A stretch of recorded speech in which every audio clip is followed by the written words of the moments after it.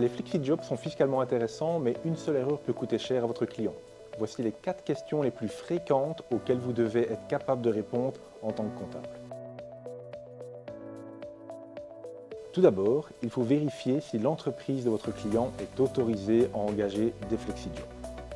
Ensuite, il faut contrôler si le travailleur concerné peut être engagé sous le régime de FlexiJob. Il convient ensuite de calculer le salaire applicable et d'évaluer le coût total du FlexiJobber pour l'employeur. Par ailleurs, il faut s'assurer que toutes les obligations administratives soient correctement remplies pour l'engagement du FlexiJobber. Enfin, vous devez être en mesure de conseiller votre client sur les opportunités et les risques liés au FlexiJob. Un travailleur pensionné actuellement occupé ne peut pas être licencié de commun accord et réengagé comme FlexiJobber au cours du même trimestre. Cela n'est possible qu'à partir du trimestre suivant. Par exemple, si vous mettez fin au contrat du pensionné au 2 janvier, vous ne pouvez pas le réengager le 3 janvier comme FlexiJobber, mais uniquement à partir du 1er avril.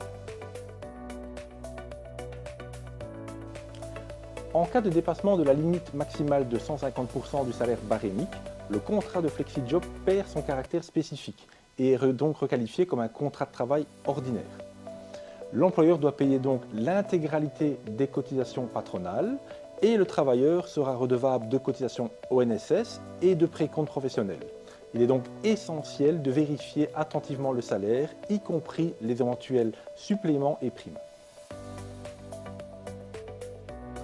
En cas de déclaration d'IMONA tardive, l'ONSS refusera la déclaration. Le travailleur devra donc être déclaré comme travailleur ordinaire et cela implique donc que l'employeur devra payer des cotisations ONSS patronales et le travailleur sera également soumis aux cotisations sociales et à l'impôt. Dans le prochain épisode, nous passerons en revue les différents systèmes de bonus et analyserons les avantages et les inconvénients. À bientôt.